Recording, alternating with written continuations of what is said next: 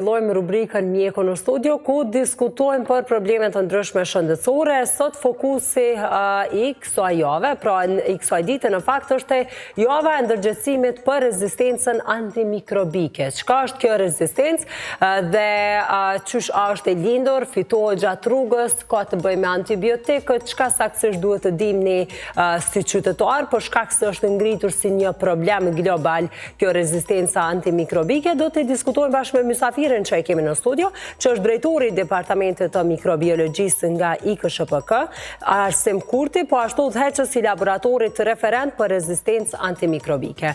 Mirëmëngjesi, mirë se na keni ardhur. Faleminderit për ftesën që e keni bërë. Është kënaqësi gjithashtu që ju kemi. A mundeni me na tregu pak fillimisht se çka është rezistenca antimikrobike?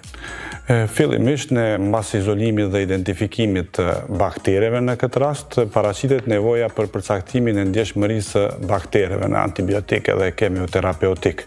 Po ashtu në antimikrobik bëjmë pjesë dhe antibiotik, që janë pra barna që luftojnë bakteret, po ashtu e kemi edhe barna antiviral, antiparazitar dhe antifungal. Prandaj rezistenca përveç që mund të paraqitet ndaj antibiotike, mund të paraqitet për shembull me rëndësinë në kohën e fundit për shkak të përdorimit të pakontrolluar të antibiotikëve dhe po ashtu te persona që kanë imunitetin e zvogëluar mund të vijë deri te paraqitja e rezistencës shumë të theksuar edhe në myshe apo në lloje të ndryshme të tharmeve. Po ashtu detektimi që është me rëndësi, detektimi i rezistencës antimikrobike bëhet në laboratoret të mikrobiologjisë, po ashtu të specializuara, sidomos në laboratorin referent për rezistencë antimikrobike. Përcaktimi i ndjeshmërisë së baktereve, pra në antibiotike dhe kemioterapeutik, quhet antibiogrami, i cili na mundson pra përcaktimin e ndjeshmërisë së baktereve. Ne në laboratori kategorizojmë si senzitive, për shembull, apo edhe intermediare, me pak të ndihshme dhe rezistente. Para se të kaloj këto, është diçka që linde me këtë rezistencë, apo ka që e marrim edhe rrugës? Ekziston pra forma e lindur e rezistencës, që disa baktere kanë të lindur rezistencën, pra quhet edhe forma e egër, për arsye se kanë rezistencë apo gjene që janë përgjithëse për rezistent. Për shembull, disa shembuj të marrim, për shembull, është një baktere Klebsiella pneumoniae, e cila din të shkaktojë infeksione intrahospitalore apo nozokomiale, për ndryshe është rezistent për shembull në ampicilin. Njëra prej tyre. Disa baktere tjera kanë rezistencë shumë më të shprehur, prandaj e duhet të dihet edhe cilat antibiotik duhet testohen ndaj baktereve të caktuara, gjithsesi për arsye se nuk kanë gjitha bakteret ndjeshmëri natyrore të njëjtë. Prandaj duhet në bazë të pra detyra mikrobiologut është të di edhe se si sillet në sa i përket rezistencës antimikrobike një baktere në mënyrë që të bëhet edhe mjekimi si duhet. Po ashtu thashë edhe i fituar, i cili ka të bëjë me mutacionet në gjene, edhe po ashtu mund të jetë edhe si mekanizëm i shkëmbimit të materialit gjenetik. Gjitha këto janë si pasojë e përdorimit, për shembull të pakontrolluar të antibiotikëve, po ashtu edhe higjienës së ulët, po ashtu edhe një komponent shumë e rëndësishme se është e ndërlidhur, rezistenca antimikrobike është e ndërlidhur me komponentën animale, gjithsesi humane, animale dhe të ambientit, pra një shëndet që do të thotë se mund të përhapet edhe në mënyra tjera. Po, drejtora, a mundemi me diskutu do të metodat cilat ne i përdorim, janë inovative edhe këtu në kosmosu? Po, metodat zakonisht janë disa metoda, fillojnë prej metodës së disdifuzionit, që është metodë ma konvencionale cila përdoret në mikrobiologji, mirë po metodat tjera dhe ma të avancuar janë përveç që e bëjnë përcaktimin e ndjeshmërisë në mënyrë kvalitative, bëjnë edhe në mënyrë kvantitative, gjithsesi përcaktojnë edhe përqendrimin minimal inhibus, i cili përqendrim na ndihmon edhe në dozimin e baktereve. Prandaj, përveç që duhet të dozohet si duhet të merret një antibiotik i caktuar, po ashtu duhet të bëhet dozimi dhe përqendrimi i caktuar i atij antibiotiku, sepse gjitha këto janë faktorë që mund të ndikojnë në rritjen e rezistencës antimikrobike. Domethënë rezistenca e fituar, për shembull Escherichia coli nuk ka rezistencë të fituar ndaj ciprofloxacinës apo levofloxacinës, të cilat shumë përdoren për mjekimin e infeksioneve urinore, mirë po me kohë nëse përdoren pa antibiogram dhe në mënyrë pak kontrolluar. Për shkak që është një infeksion që përsëritet, atëherë do shohim se në moshat më shtyra vjen deri te fitimi i rezistencës, i cili ka të bëjë me materialin kromozomal apo ekstra kromozomal, prandaj ne njëkohësisht mund ta përcaktojmë në laboratorin referent për rezistencë antimikrobike, mund ta përcaktojmë edhe gjenet që janë përkatëse gjithsesi fajtore për rezistencë antimikrobike. Cilat bakterie tjera janë më të shpeshta do të që bëjnë rezistencë? Sidomos të bakteret që janë të ndëlidhura me infeksione intrahospitalore, sepse problemi të këto qëndronë se edhe ashtu pacientët kanë sëmundje tjera, janë shtryrë në spital, gjitha këto faktorë pra ndikojnë edhe në kozgjatjen e shërimit, në kozgjatjen e qëndrimit në spitale, po ashtu edhe kostën e shërimit nëse vije deri te infeksionet me bakteriet që sidhen në spitale, si që mbjetojnë në spitale, ato zakonisht janë multirezistente. Bakteriet multirezistente janë ato bakteriet që janë rezistente në dy e më tepër grupet të antibiotikve, prandaj detyra jonë që është që ti përcjellim pra edhe ta përcaktojmë ndjeshmërinë e tyre, po ashtu edhe përcaktojmë gjenet përmes pra testeve gjenetike, PCR-it dhe sekvencionimit gjenetik i cili është Drejtor, që shëndrojmë në shkallën e vedisimit, ne si qytetarë së pare për përdorimin e antibiotikëve, po në anën tjetër edhe stafit mjekësor për shembull në momentin kur është shkruar recetën ose për sasinë e atyre antibiotikëve. Po në kohën e fundit ka një ndërgjegjësim, pra ka për shembull nuk mirët antibiotiku, ka filluar të mos mirët antibiotiku pa recetë mjekësore, po ashtu me rëndësi që përveç që të mirët pra antibiotiku i dur, duhet të mirët thash edhe në dozë të caktuar, po edhe në kozgjatje. Gjitha këto janë faktorë që nëse nuk i përmbahemi këtyre faktorëve, atëherë do të ndikojnë në paraqitjen e rezistencës antimikrobike, që do të thotë se atëherë kur kemi nevojë për atë antibiotik, ne nuk mund ta përdorim. Për shembull, nëse është ndonjë infeksion i rënd, ndonjë seps, infeksion i sistemit çarkullimit të gjakut, në ato momente për shkak se ne më herët kemi përdorur antibiotik pa nevojë, nuk na kryen punë, prandaj është me rëndësi të dihet se rëndësia e rezistencës antimikrobike, sidomos në antibiotik edhe në antimikotik. Thash, nëse përdoret pa kontrolluar antibiotiku, atëherë përveç që mund të pra shkaktoj rezistencë antimikrobike, që është një prej faktorëve kryesor, po ashtu është me rëndësi se mund të vijë deri te shkatrimi i florës normale, i baktereve apo mikrobiomës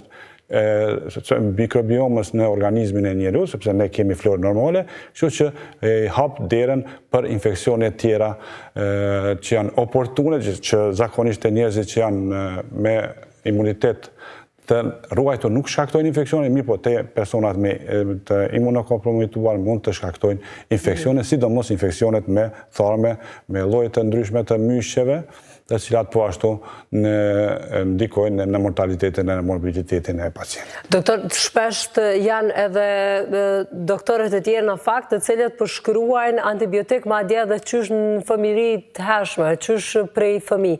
A duhet ndoshta edhe ky aspekt pak të diskutohet, të ndalohet ndoshta? Po është me rëndësi që pra të bazohemi në rezultatet e analizave, të kërkohet rezultat për shembull një strisho e grykës, sepse shumica e infeksioneve të grykës apo të fytit, dikon 75-90% janë me etiologji virale, ku e dim që antibiotike nuk kryen punë, vetëm e përkeçon gjendjen e ul edhe imunitetin, prandaj këshilla ime është që sa më shumë të bën analiza mikrobiologjike, paraprakisht analiza mikrobiologjike të bëhet izolimi i bakteres, të bëhet identifikimi i shkaktarit të infeksionit, e kur bëhet identifikimi i shkaktarit të infeksionit, atëherë bëhet rezistenca në antimikrobik. Si shembull kështu eklatant i rezistencës antimikrobike mund ta përmendim penicillinën, për shembull, kur zbulu në vitin 1928 dhe përdorimi i tij komercial ka filluar në vitin 1940, gjitha sojet, për shembull, të Staphylococcus aureus ka qenë senzitive. Tash në këtë kohë dikon përmbi 95% e sojeve të Staphylococcus aureus për shkak të përdorimit të pakontrolluar të antibiotikut penicillin, pra janë rezistente në këtë antibiotikë. Prandaj nuk përdoret më. Po vazhdoj po I lexoj disa pyetje, të cilat vetëse kanë filluar me ardhë në Viber, për ata të cilët vetëse e kanë numrin në ekran edhe munden me pa numrin me dërgu mesazhe në Viber, unë do t'i lexoj këto dhe me drejtorin këtë rast do të mundohemi që t'ju japim përgjigje. Thotë përshëndetje për juve, në një CRP të larta duhet të gjejmë shkakun në mënyrë që të bëjmë antibiogram apo vetëm shkon mjeku me terapi në këtë rast antibiotik?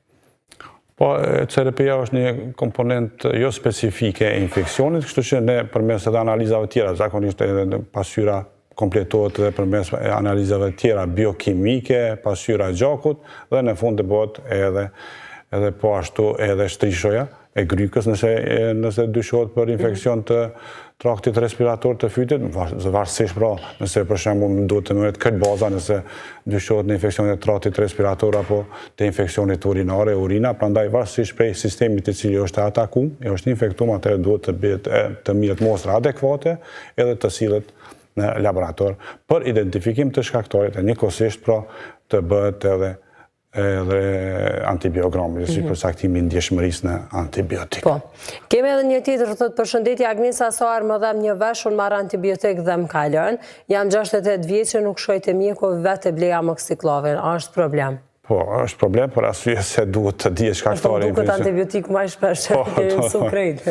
Po, duhet nga se janë shkaktar të ndryshëm, mund të jenë shkaktar të ndryshëm, prandaj edhe kanë rezistencë të ndryshme, prandaj duhet të bëhet edhe antibiogram në mënyrë që të mjekohet, sigurisht nëse bëhet strisho edhe nëse bëhet antibiogram, atëherë më nuk do të përcillet, nuk të paraqitet përsëri infeksioni rekurrent. Për shkak se këto infeksionet rekurrente ndodhin në ato raste kur nuk mirët doza e caktuar antibiotikut apo antibiotiku përkatës. A ka ndërlidhje AMR-ja me vaksinimin? Me vaksinat? Ja, nuk ka diçka në lidhje kështu direkte, mirë po për disa... Jo, po a duhet me I marrë në vaksinat? Po, vaksinat zakonisht, po, kjo është temë tjetër, pra vaksinat duhet të mirën, mirë po, vaksinat që kanë të bëjnë për shembull me komponente bakteriale, sidomos për të parandaluar infeksionet, për shembull për Neisseria meningit me Streptococcus pneumoniae, në ata raste janë vaksina disa multivalente të cilat mund të përdoren për parandalimin e infeksionit. Po është një temë tjetër. Thotë përshëndetje për juve, a është më mirë antibiotik për fyt që smurët shpesh a mi hek bajamet, cila pyet? Po ajo pa nuk është përgjigje për unë nuk jam klinicist. Nuk jam klinicist, kështu që duhet të konsultohet edhe mjek tjerë për shembull mjeku I fytit të hundës dhe I veshit, kështu që në bashkëpunim me të, nëse kërkohet ndonjë analizë shtesë, ne mund të ja bëjmë analizën shtesë edhe ta përcaktojmë shkaktarin edhe antibiogramin.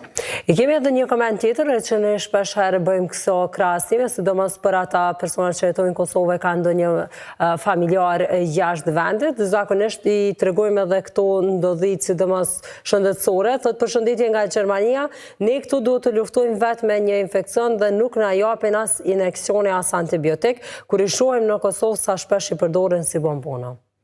Po, kjo është pra problemi që mund pra I marrjes vetë paciente, vetë shërimit të paciente me antibiotik, në këtë rast ampicillin, amoxiclav, ciprofloxacin, prandaj ndodhin edhe këto raste, prandaj në shtetet tjera japin shumë rëndësi të mos përdorimit të antibiotikëve pa recetë mjekësore dhe pa antibiogram. Po, ne folëm për vëdësimin e shtetarëve, po ashtu edhe profesionistëve shëndetësor, por në anën tjetër kur vjen puna tek banatorët, a duhet edhe aty të ketë masa pak më të repta, ndoshta të ketë inspektim edhe nga ana e ministrisë tjetër, po, sigurisht është çështje tjetër, duhet të ketë inspektim. Sa I përket marrjes parazitë të antibiotikëve, sidomos antibiotikët të spektrit të gjerë, që thashë që të përdoren në raste të veçanta për mjekimin. Po ashtu thashë më rëndësi që disa antibiotik përdoren vetëm në rastet kur disa tjera nuk bëjnë punë, prandaj edhe kosto e shërimit rritet, kështu që duhet të përdoren fillim antibiotikët e klasës, për shembull, ampicillinës, ampicillina, për shembull gjeneratës së parë, cefalosporina, jo mos të shkohet në menjëherë në